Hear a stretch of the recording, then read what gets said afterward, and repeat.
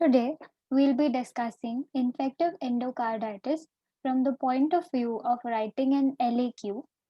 And while we are discussing infective endocarditis, certain SAQs will also be covered. So, while writing an LAQ, the points that need to be covered are either we begin with an introduction or give a definition to that topic. Secondly, we mention the etiology and also the predisposing factors, if any. Then we write about the pathology. Also, we mention the types.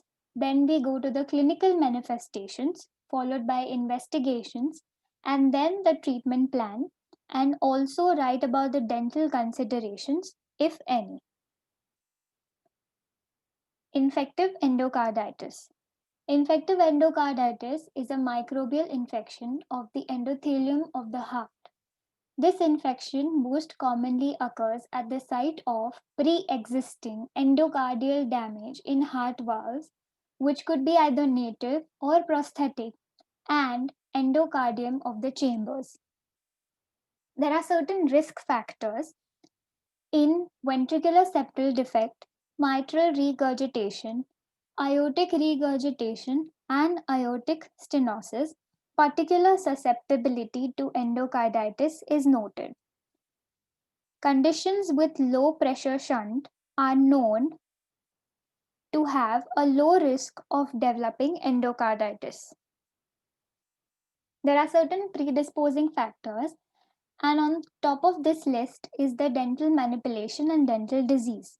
Then comes extra cardiac infections, instrumentation, cardiac surgery, injection drug use. There are certain causative organisms of infective endocarditis. These organisms include staphylococci, streptococci, enterococci, and even fungi. There are two types of infective endocarditis, which are acute infective endocarditis and subacute infective endocarditis. Acute type of infective endocarditis is the fatal type. It has a rapid course and rapid valve destruction and abscess formation. The subacute type has an indolent course and it shows slow structural damage. The symptoms such as clubbing, splenomegaly, and petechial hemorrhages are not to be seen in the acute type, whereas they are present in the subacute type.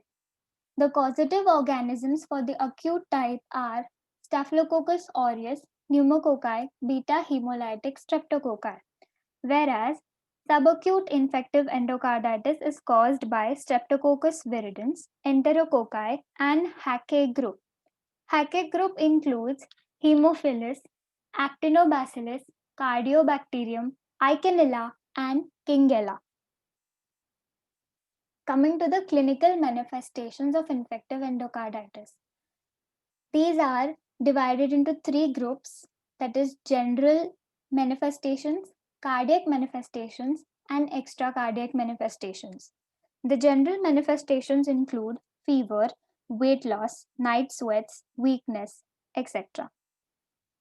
Cardiac manifestations include murmur, heart failure, heart blocks. The extracardiac manifestations include anemia, which is normocytic normochromic, clubbing, splenomegaly, petechial hemorrhages, osler nodes, which are painful lesions at fingertips, Jannevet's lesion, which are macular lesions on palms and soles, Roth spots, which are found on fundus examination, and subconjunctival hemorrhages. Extracardiac clinical manifestations of infective endocarditis is also asked as an SAQ. Now coming to the investigations. The first and the very important investigation is the blood culture. Venous blood samples are taken 30 minutes apart from three different sites. Aseptic technique is used and sample is taken prior to antibiotic therapy. Second is echocardiography. This test reveals the site and size of the vegetation. Other tests include normocytic normochromic anemia, also show leukocytosis, and raised ESR. Chest X-ray may show evidence of cardiomegaly. There is a diagnostic criteria which is known as the Duke's diagnostic criteria, and this criteria is based on clinical, laboratory, and echocardiographic findings, which is used for the diagnosis of endocarditis. So, the modified Duke criteria for diagnosis includes major criteria and minor criteria. In major criteria, two separate positive blood samples and echocardiographic evidence of endocardial involvement are there.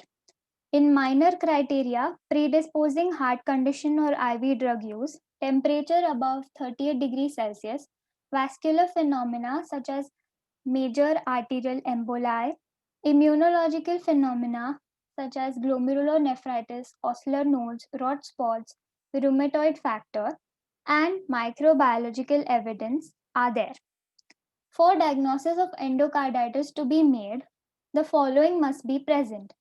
Either there have to be two major criteria, or one major criterion and three minor criteria, or five minor criteria together.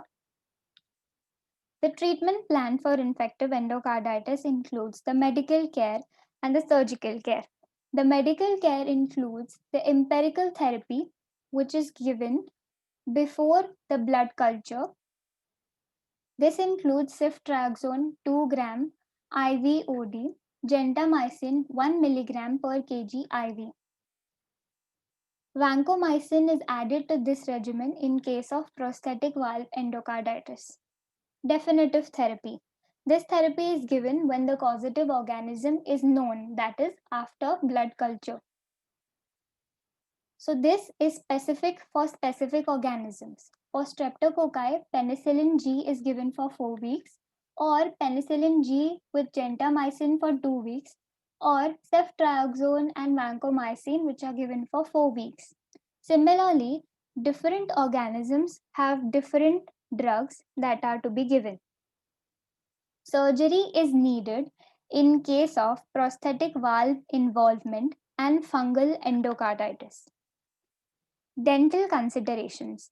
Prophylaxis is given with high risk patients. Now, this list includes patients with previous episode of endocarditis, patients with prosthetic heart valves, cyanotic congenital heart disease patients, valvulopathy in post cardiac transplant patients, patients with residual defects in incompletely repaired congenital heart disease.